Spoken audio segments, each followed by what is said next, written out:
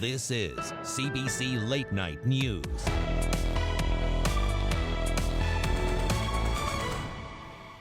Hello, thanks for joining us. I'm Shannon Martin. Late tonight, for the first time in more than a year and a half, the U.S. border is reopening to non-essential travelers. It's a change people have been waiting for on the path back to normal. But as Talia Ritchie shows us, there's one more change many say needs to come. There's about to be a lot more movement on both sides of border crossings like this. Any progress like that is really exciting. You know, our entire industry, our entire economy is really looking forward to getting back to normal. The U.S. is reopening its land borders with Canada for people who are vaccinated. Those crossing into the U.S. won't need a COVID-19 test. But to cross back into Canada, they'll need proof of a negative PCR test done within the previous 72 hours. Those tests can cost hundreds of dollars. We're not going to be taking any chances with the health and safety of Canadians. So it could take a little bit more time, and people are just going to need to plan accordingly. The federal government has been under pressure to drop the pricey test requirement. All of these border policies are being actively looked at the moment. The last very important piece is the elimination of the PCR test. The border opened to American tourists in August, but businesses in Niagara Falls say the test is still a barrier. They didn't see an influx of Americans coming when the border opened up, again, because of having to come into Canada and have to come with a negative test. While the streets are more lively now than they were last year, some say pre-pandemic normal still feels distant. So we know that although we partially opened things up, it's not enough. People are like water. They'll take the path of least resistance. Unvaccinated travelers can continue to cross the U.S. border for essential reasons like trade and transport. However, by January, essential travelers will be required to be fully vaccinated. Talia Ritchie, CBC News, Niagara Falls. Today, Ontario reported a significant increase in new COVID-19 cases, with 636 new cases today and 2 additional deaths. This is the highest number of new daily infections in nearly a month, and the third straight day that new daily cases exceed 500. According to the province, there are currently 3,800 active cases. Meantime, vaccination efforts continue. 84.9% of Ontarians are now fully vaccinated. This weekend, several groups of people considered to be high risk were able to book a third dose. The City of Toronto said 8,000 people booked their appointment for their COVID booster within the 24 hours of appointments opening. More than 31,000 appointments are still available for eligible residents to book over the next 2 weeks. Should municipalities have more of a say on where cannabis retailers can set up shop? 2 Toronto City councillors think so, and on Tuesday they'll put forth a motion for the province to hit pause on issuing any new cannabis retail licenses. Dale Manukdug takes a closer look. Cannabis stores are popping up almost as fast as the neighborhood joint sends product to its retail floor. Almost every week there's a new competition somewhere, right?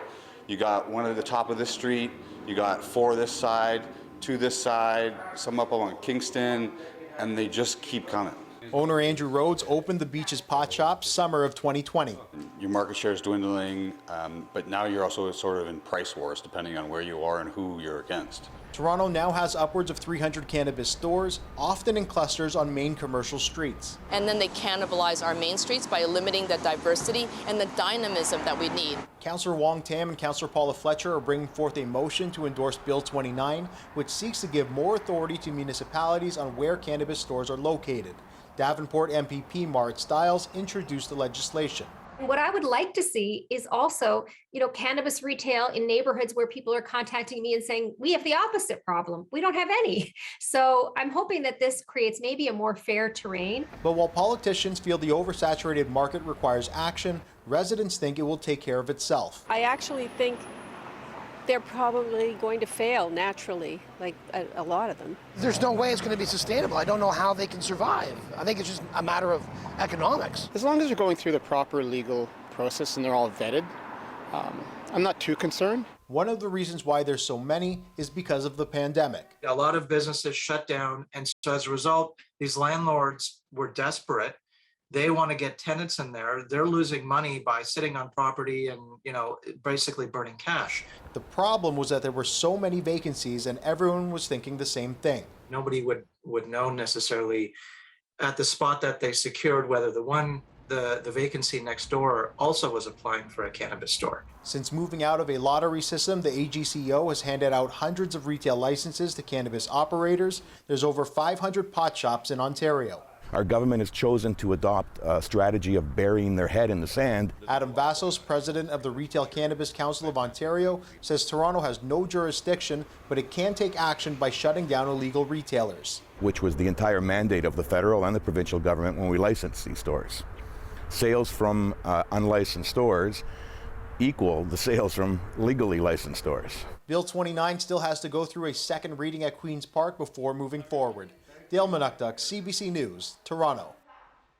3 people were injured after a 7-car collision in Toronto's West End. Police say one vehicle took off after the crash. It happened at Dufferin and DuPont around 4:30 this afternoon. Of the 3 injured, police say 2 went to hospital with serious injuries. Toronto City Council will meet this week to vote on safety measures for Parkside Drive after a deadly crash there in October. City Councillor Gord Perk says the street needs to be completely redesigned to make it safe. What I'm proposing is a 2-step process where we put in some temporary measures, taking away one of the travel lanes and making it into parking, putting in traffic lights, putting in automated speed enforcement, while we do the work to redesign the street so it's more of a neighborhood street and less of a thoroughfare. You may remember it was October 12th when an elderly couple sitting at a red light in their vehicle were struck and killed by a speeding car. A resident and member of Safe Parkside says the proposed changes don't go far enough. You have cars just zipping by at incredible speeds. You feel the force as they go by you, and it's just so concerning as a parent. Pretty much asking for them to do anything and everything to help the street because, as it stands now, it's just so incredibly unsafe. More than 1,000 community members have signed a petition calling for additional measures. Council will vote on the motion on Wednesday. After more than 5 months, flags on all government buildings were raised today, including the one flying above the Peace Tower on Parliament Hill. They'll be lowered at sunrise tomorrow for Indigenous Veterans Day and lowered again for Remembrance Day. They've been at half-mast since May 30th after the discovery of unmarked graves at the former Kamloops residential school. Flags will continue to be lowered every year, marking National Day for Truth and Reconciliation on September 30th.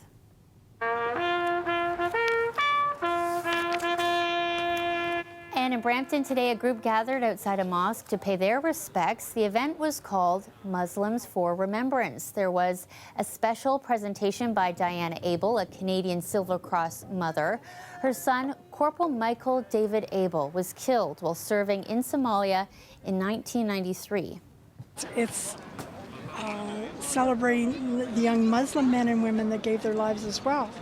And that's important. We have to realize that all these young men and women come from all over the world to go to war, to defend their country, to defend their name.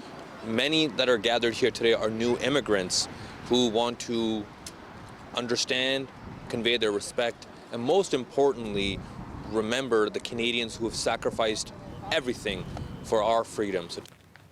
There was also a special honor for Canadian Indigenous veterans. Brampton Mayor Patrick Brown, the Chief of Peel Police and Fire and Emergency Services, and other dignitaries were also in attendance.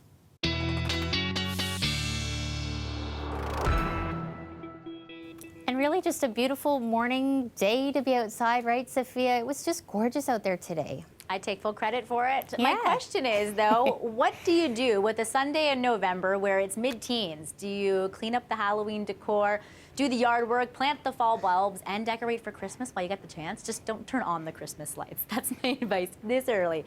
But hey, with temperatures like this, it feels like spring. Our daytime high should be at where we are sitting at right now at nearly 11:15 at night. Sunday overnight, 3.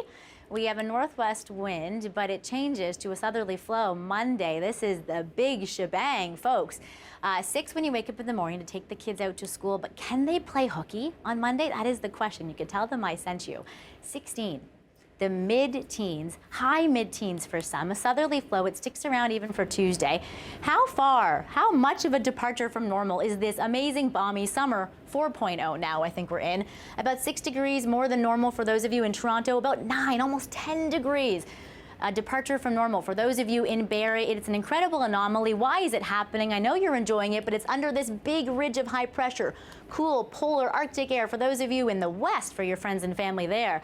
But we are basking for the next few days with southerly flow and any active weather far to the north. Tuesday is not too shabby as well, but I'll tell you when we fall back down to earth to seasonal in the long range. Okay, thanks, Sophia. We'll see you soon.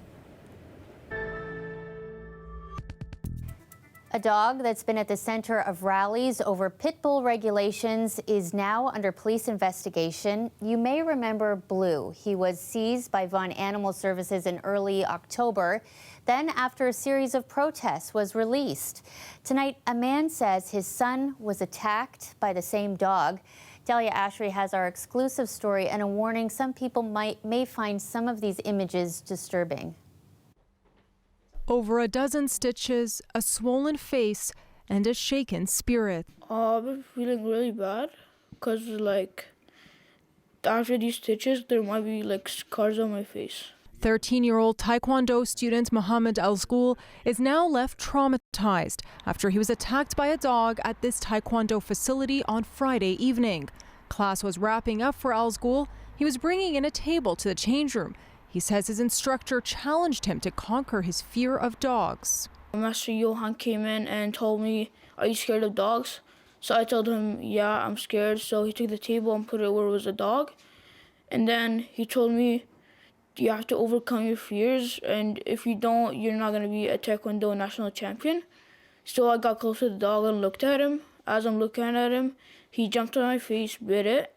I felt pressure to do it, because I needed to prove him that I will be a national champion. The facility is owned by Tommy Chang, who also owns Blue the dog. Blue got out of the house through an open door in early October and was seized by Vaughan Animal Services on suspicion of being a pit bull. In 2005, the Ontario government banned owning pit bulls. The legislation also says any dog that shares similar characteristics are also banned, a clause many owners find problematic, sparking recent rallies calling on the province to loosen restrictions. Blue was released and reunited with his family on November 1st, after it was determined he is not a pit bull. 4 days later, the owners brought Blue inside the Taekwondo facility, the same day Al-School was attacked. Mohammed's father, Moath Al-School, was at the facility when he heard his son screaming. I saw my son's face just bleeded, a lot of blood there, so I was terrified at that moment. I don't want to lose him. Okay, after 1-2 minutes, so I just,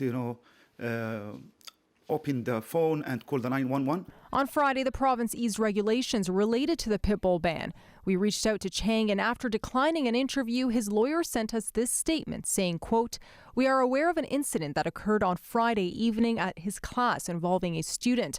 It is being investigated by Toronto Police, an investigation with which my client is fully cooperating." As for the Al-School family, Moath is calling on the Ford government to reconsider the legislation. The most important thing, for me, okay, to put some rules or to, to have some rules, okay, to restrict these dogs from entering, these facilities. Now, as you can imagine, Mohammed is still quite in shock, but says he's focusing on his recovery and hopes to return to Taekwondo one day. As for the province, we reached out to them tonight, asking them if they will be tightening restrictions. A spokesperson got back to us and said that they were unaware of the situation and are unable to comment at this time. Delia Ashry, CBC News, Toronto. We also reached out to Toronto Animal Services and Vaughan Animal Services tonight, but did not hear back. It's unclear whether the dog has been seized again at this hour. There's still much more to come on this story, and we'll bring you the latest as we get it. Well, turning to the U.S. now, where teams of investigators continue to try to piece together exactly what happened at a music festival in Houston. 8 people were killed on Friday night when the crowd rushed the stage. Hundreds more were hurt. And now everyone who witnessed it is trying to make sense of it. Magda Gebrselassie has more.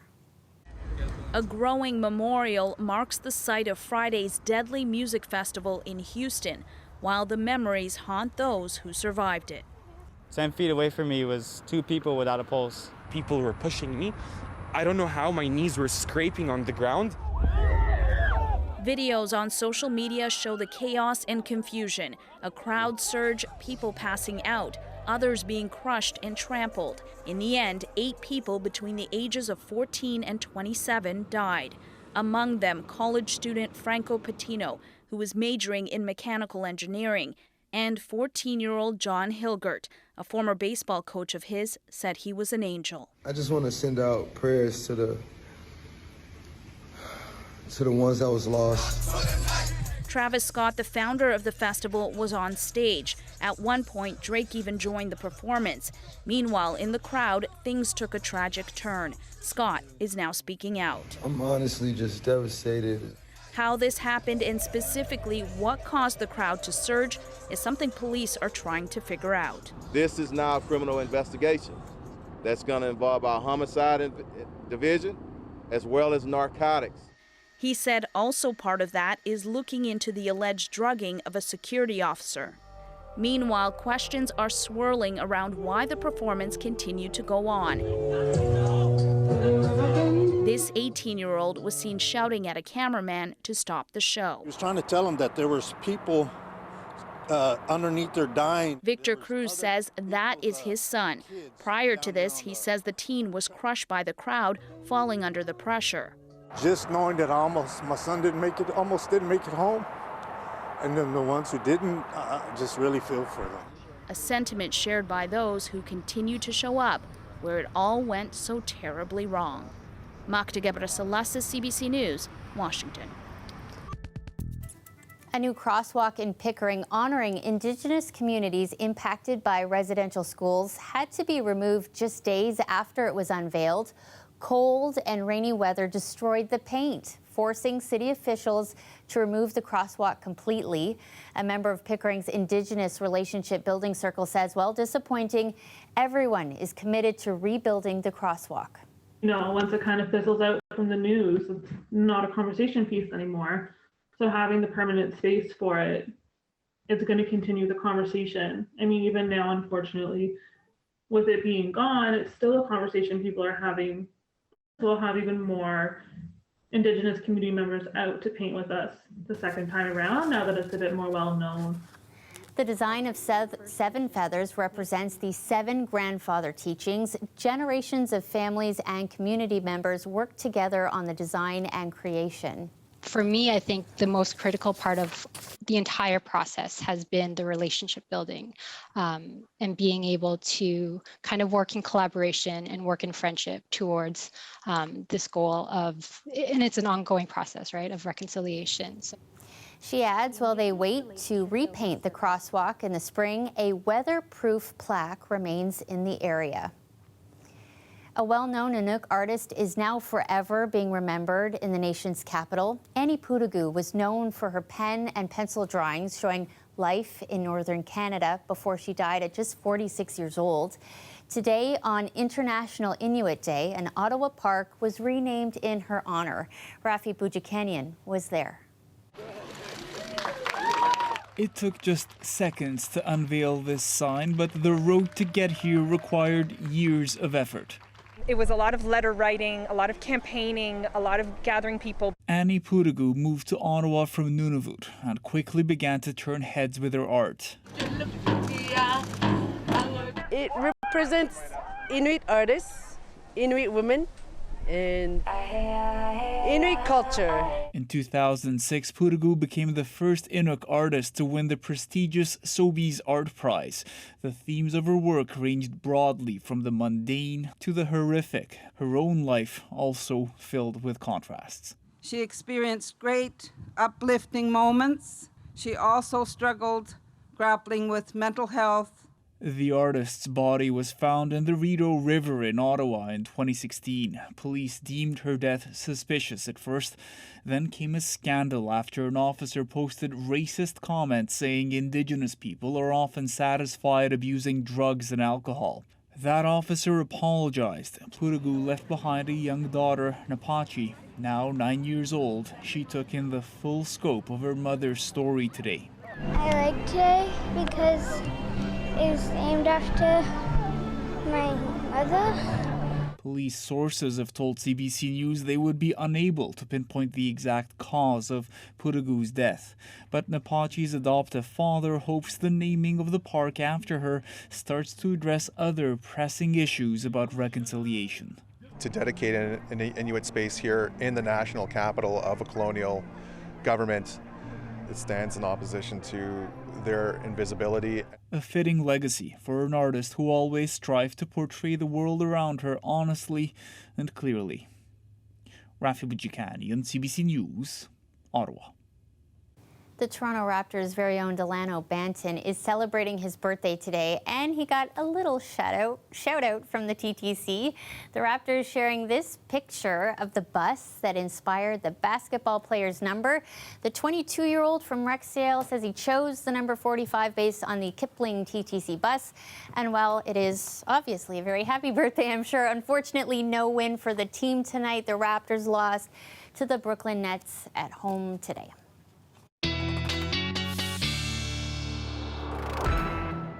I just love his story, though, and I can't imagine for him, for his family, every time that he gets out there and plays a game, how amazing that must feel for that family. Yeah, we in the North, and we all celebrating that birthday today. How cool is that? Too bad the wind didn't come as well, but hopefully the nice weather tomorrow will make up for it. We talked a little bit earlier about the departure from normal. How much warmer is it than what it should be this time of year? It's going to be about 5 to 10 degrees above seasonal. We talked a little bit about the why as well, right? This big ridge of high pressure is what we are basking under, while others have the cool blue Arctic polar air. Tuesday is going to be really nice as well. Not as warm, but about 5 degrees above seasonal. Hey, we will take it when normally this time of year there's lake effect snow at play. You might see some rain or some shower icons in some of your forecast icons for Tuesday. It's going to be more of a late day, evening, and overnight type thing as a low pressure system just skirts the Great Lakes Basin. But Tuesday, besides some fog in the morning, is still going to be a pretty decent day. And then many of you are probably wanting to look ahead to Remembrance Day as well. It's going to be not bad. It's going to look rainy in any of your forecast icons. But again, it's kind of a late day passing shower type setup, and then heavier rain into the evening and overnight period. Really, we hold on to above seasonal conditions for the entirety of the work week. It is on to the weekend that we fall back down to seasonal, and it's so cold that some of you may even have the threat of lake effect snow. Say it ain't snow, Shannon. I'm glad the camera wasn't on me, because I literally was like, no! From 16 to single digits, that's crazy. It's gonna be harsh. Yeah. Thanks so much. Have a great night, Sophia. Bye, everyone. Thanks to everyone for watching us tonight. We'll see you again soon.